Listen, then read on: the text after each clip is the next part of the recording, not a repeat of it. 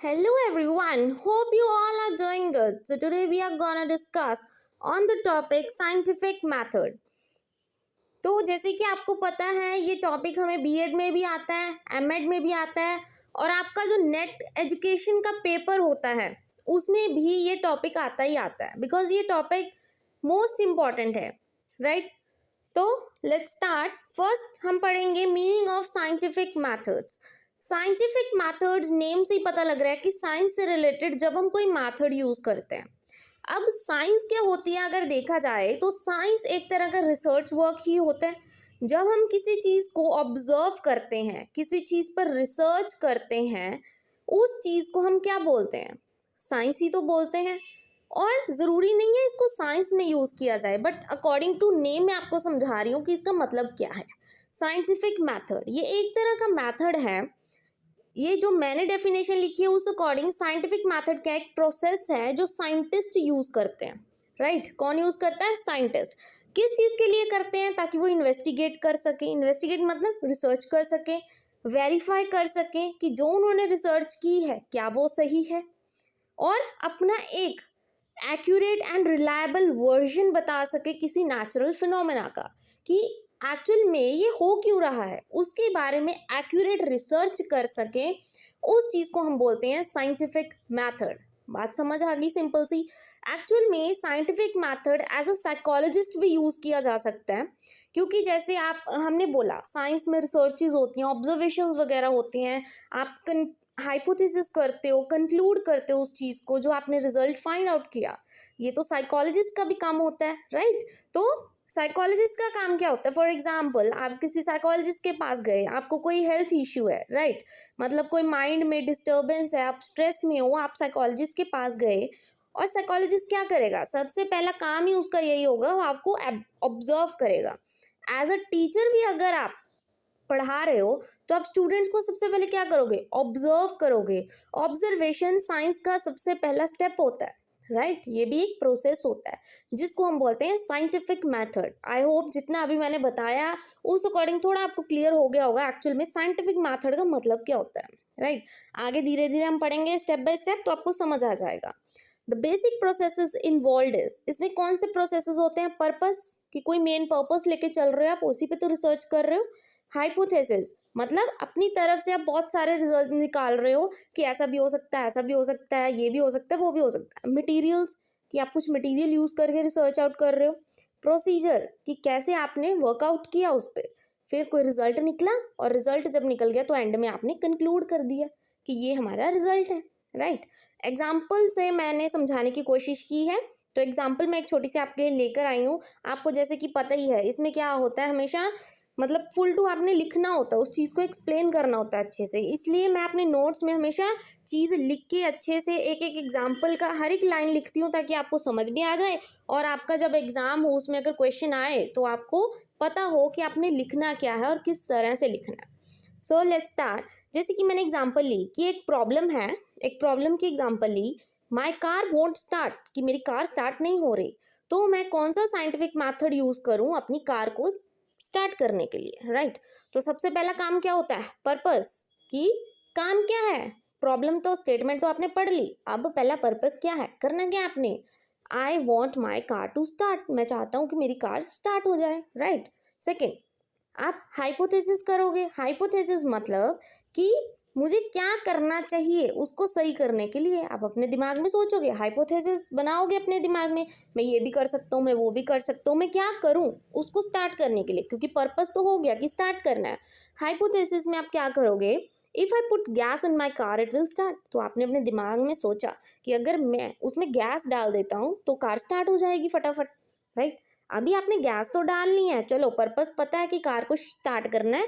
Hypothesis आपने बना ली अपने माइंड में कि मैंने उसमें गैस डाल ली, अब गैस आएगी कहाँ से? मतलब मटेरियल क्या क्या चाहिए? 5 गैलन ऑफ गैस कैन चाहिए, गैसोलीन चाहिए, और पैसे भी तो चाहिए उस गैसोलीन को लेने के लिए। फिर गैस स्टेशन तक लेके भी जाना है, तभी तो गैस भरेगी उसमें, राइट? ये मटेरियल चाहिए। उसके लिए क्या प्रोसीजर करना पड़ेगा आपको? पहले मैं अपने फ्रेंड को बुलाऊंगा, उसको बोलूँगा कि भाई तू गैस स्टेशन तक मेरी कार को लेके जा। फिर मैं वहाँ से 5 गैलन ऑफ गैस कैन लूँगा, उसको गैसोलीन से भरूँगा पंप पे, और गैस स्टेशन वाले को पे करूँगा फिर मैं गैसोलीन के लिए। फिर मैं वापस अपने घर पे आ जाऊँगा, right. Once the gasoline is in the tank I will attempt to restart the car. तो सिंपल प्रोसीजर ये था कि मैंने सोचा कि मैं पहले फ्रेंड को फ़ोन करूँगा, फिर बाद में ये सब चीज़ें लूँगा और बाद में एंड में जब स्टार्ट हो जाएगी कार फिर मैं वापस आ जाऊँगा, सिंपल एज दैट। तो रिजल्ट क्या निकला? कार स्टार्ट हो गई, सब कुछ हो गया, प्रोसीजर जो आपने करना था तो कार स्टार्ट हो गई। तो एंड में क्या रिजल्ट कंक्लूजन निकला? क्या कंक्लूजन निकला? कि जब मैंने गैस डाली तभी कार स्टार्ट हो गई। सिंपल सी चीज़ थी, राइट। कि क्या क्या ये स्टेप वाइज आपको सिंपल एक एग्जांपल दी है मैंने, ठीक है। कि पहले एक पर्पस लेके चले हम कि हमने कार को स्टार्ट करना है, फिर हमने हाइपोथेसिस की कि हम क्या कर सकते हैं उसको स्टार्ट करने के लिए, फिर मटेरियल कौन से यूज़ होंगे, फिर प्रोसीजर क्या होगा उस सब का, फिर रिजल्ट क्या निकला और एंड में आपने क्या कंक्लूड किया, राइट, सिंपल। तो हमने क्या पढ़ा कि जो साइंटिफिक मेथड होता है वो क्या होता है? एक ऑर्गेनाइज्ड सिस्टमैटिक वे होता है किसी चीज़ को सर्च करने का, किसी चीज़ को करने का। रिसर्च करना है, ऑब्जर्व करोगे, पहले दिमाग में सोचोगे, हाइपोथेसिस बनाओगे, फिर जाके वो काम होगा, right. Psychologist use it. Psychologist होते हैं जो दिमाग पढ़ लेते हैं आपका, ठीक है। किसके काम आता है साइकोलॉजिस्ट के? क्या करते हैं वो? ऑब्जर्व करते हैं, फिर जो उन्होंने देखा उसको डिस्क्राइब करते हैं और एक्सप्लेन करते हैं ह्यूमन के बिहेवियर को, and use it to evaluate the prediction और हाइपोथेसिस। और जो उन्होंने ऑब्जर्व किया, ठीक है, उन्होंने देखा कि आपको इश्यू है साइकोलॉजिस्ट ने, तो उन्होंने उसी से हाइपोथेसिस बना लिया कि मे बी उसको ये प्रॉब्लम है, उसका ये सोल्यूशन हो सकता है। तभी तो आप जाते हो काउंसलर्स के पास, राइट। तो इसमें भी क्या स्टेप होगा अगर देखा जाए? पहले तो वो आपको ऑब्जर्व करेगा, देखेगा ध्यान से कि क्या इशू है आपको, फिर क्वेश्चनिंग स्टार्ट करेगा। ऑब्जर्व करेगा तो आपको क्वेश्चन करेगा कि क्या आपको ये दिक्कत है, कि क्या कर सकता हूँ। फिर हाइपोथेसिस, वो अपने वो दिमाग में सोचेगा कि अरे इसका क्या क्या हो सकता है, मैं इसको क्या क्या मतलब सॉल्यूशंस दूँ कि जिससे इसकी प्रॉब्लम सही हो जाए, as a psychologist, right. Test the hypothesis that comes into your mind. फिर जो आपके माइंड में आया आप खुद उसको टेस्ट करोगे ना एक बार कि क्या मैं सही हूँ, क्या मुझे उसको ये सलाह देनी चाहिए। फिर आप एनालाइज करोगे अपने रिजल्ट को। एंड में आपने एनालाइज कर दिया, और जब एनालाइज करके मतलब वो सोल्यूशन दे दिया, रिजल्ट आ गया, और फिर एंड में आपने क्या करना है? कंक्लूड कर देना कि तू ये कर, तेरे लिए ये सही है, सही रहेगा एज अ साइकोलॉजिस्ट। सिंपल सी बात थी।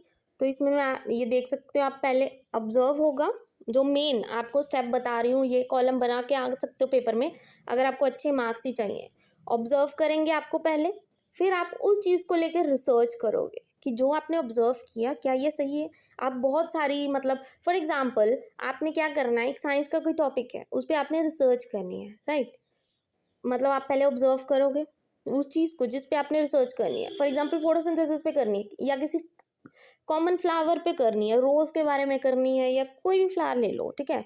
आप पहले रोज़ फ्लावर को देखोगे, ऑब्जर्व करोगे, उसके एक एक पार्ट्स को देखोगे, petals, apples, everything like that, ठीक है। फिर आप चाहोगे रिसर्च करना, आपको गूगल पे जाओगे, सबसे पहले तो यही काम होता है। गूगल पे जाओगे, बहुत सारी साइट्स पे जाके रिसर्च करोगे, ठीक है, जाके चेक करोगे, लोगों से भी कुछ सलाह लोगे। फिर सारा जब रिसर्च हो गया फिर हाइपोथेसिस करोगे, खुद का दिमाग चलाओगे कि भाई अब क्या करना चाहिए, क्या इसके लिए सही है, और जो मैंने रिसर्च की क्या वो रिसर्च सही है। फिर आप सारी रिसर्च को एनालाइज करोगे, फिर से एक बार दोबारा देखोगे उसको, थोड़ी थोड़ी शॉर्ट शॉर्ट में तोड़ के प्रॉब्लम्स को, तो आप देखोगे, एनालाइज करोगे। तो एंड में जब आपको एनालाइज हो गया, रिजल्ट निकल के आप कंक्लूड कर दोगे कि हाँ रोज़ के बारे में ये सारी मैंने रिसर्च की है और ये सारी सही है। तो मैंने एंड में कंक्लूड कर दिया कि रोज़ ये है, वो है, ऐसा होता है, उसके ये पार्ट्स होते हैं, सिंपल एज दैट, राइट। ये होता है साइंटिफिक। मतलब एज अ साइंटिस्ट अगर आप दिमाग चलाते हो, एज अ साइकोलॉजिस्ट अपना ही दिमाग लगा के आप कोई चीज़ ऑब्जर्व कर रहे हो, रिसर्च कर रहे हो उस पर, तो एंड में रिजल्ट निकाल के आपने वो कंक्लूड कर दिया कि ये एक्चुअल में ऐसा है, सिंपल। फिर उसके कुछ करेक्टरिस्टिक्स होते हैं साइंटिफिक मेथड्स के, राइट। तो पहला, हम कोई पर्पस लेके चलते हैं, पर्पसिवनेस, राइट। हमारा पर्पस ही होता है ना इसमें, तभी तो आगे चीज़ें कंक्लूड होती हैं।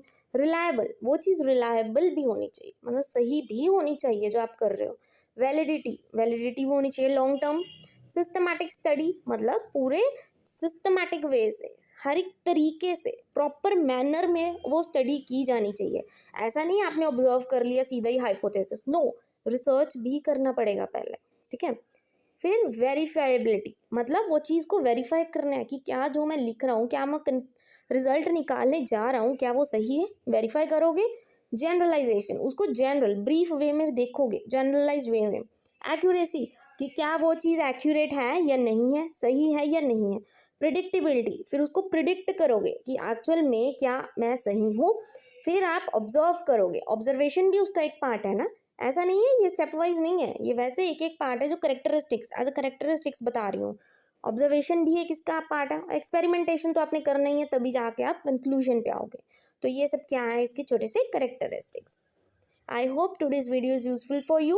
Thank you very much, and please don't forget to like and subscribe my channel for further videos of MEd, BEd and NET education.